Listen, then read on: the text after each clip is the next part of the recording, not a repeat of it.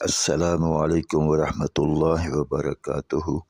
الحمدللہ رب العالمین والصلاة والسلام علی خاتم الانبیاء والمرسلین۔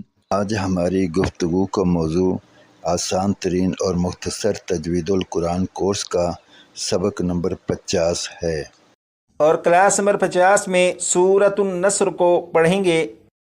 اعوذ باللہ من الشیطان الرجیم۔ سورۃ النصر مدنیہ۔ بسم اللہ الرحمن الرحیم۔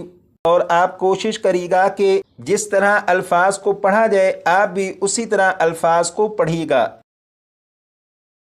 اذا جاء نصر اللہ والفتح۔ اذا جاء نصر اللہ والفتح۔ اب اس آیت کو وَرَأَيْتَ النَّاسَ يَدْخُلُونَ فِي دِينِ اللَّهِ أَفْوَاجًا۔ وَرَأَيْتَ النَّاسَ يَدْخُلُونَ فِي دِينِ اللَّهِ أَفْوَاجًا۔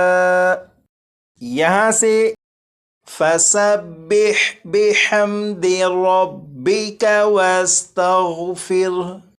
فَسَبِّحْ بِحَمْدِ رَبِّكَ وَاسْتَغْفِرْهُ۔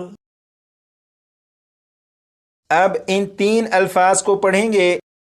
اِنَّهُ كَانَ تَوَّابًا۔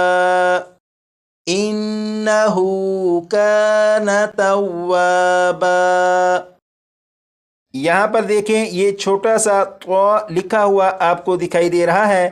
یہ جو طا ہے یہ وقف مطلق کی علامت ہے۔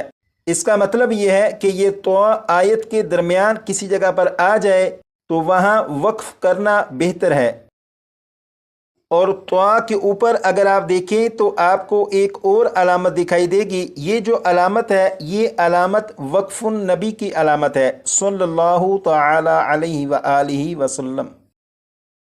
اس علامت کا مطلب یہ ہے کہ اس جگہ پر نبی پاک صلی اللہ تعالی علیہ وآلہ وسلم نے قرآن پاک کی تلاوت کے دوران وقف فرمایا تھا، تو امتی کو بھی چاہیے کہ جہاں پر وقف النبی کی علامت ہو وہاں پر وہ وقف کرے، لیکن وقف النبی صلی اللہ تعالی علیہ وآلہ وسلم پر وقف کرنا مستحب ہے۔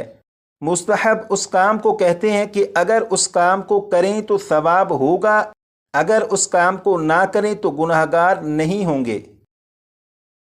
اب سوال یہ ہے کہ یہاں پر وقف کرنا چاہیے یا نہیں، تو اس کا آسان سا جواب یہ ہے، اگر کسی کو لگتا ہے کہ وہ ایک سانس میں پوری آیت کو نہیں پڑھ سکتا تو اسے چاہیے کہ یہاں پر وقف کر لے، لیکن اگر کسی کو لگتا ہے کہ وہ ایک سانس میں پوری آیت کو پڑھ سکتا ہے تو وہ بے شک ایک ہی سانس میں پوری آیت کو پڑھ لے۔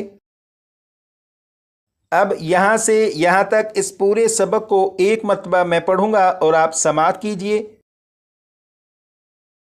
اذا جاء نصر اللہ والفتح ورأيت الناس يدخلون في دين الله أفواجا فسبح بحمد ربك واستغفره إنه كان توابا۔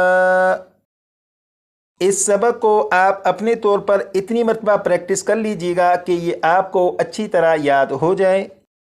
اب ہم قرآن پاک کی تلاوت تسلسل کے ساتھ کرنے کے مرحلہ پر پہنچ گئے ہیں، اس لیے گزارش ہے کہ تجوید القرآن کے تمام قواعد کو بار بار دیکھتے رہیں تاکہ کوئی بھی بات قاری صاحب تجوید کے اصول کے بارے میں کہیں تو وہ ہمیں پہلے سے ازبر ہو، یاد ہو۔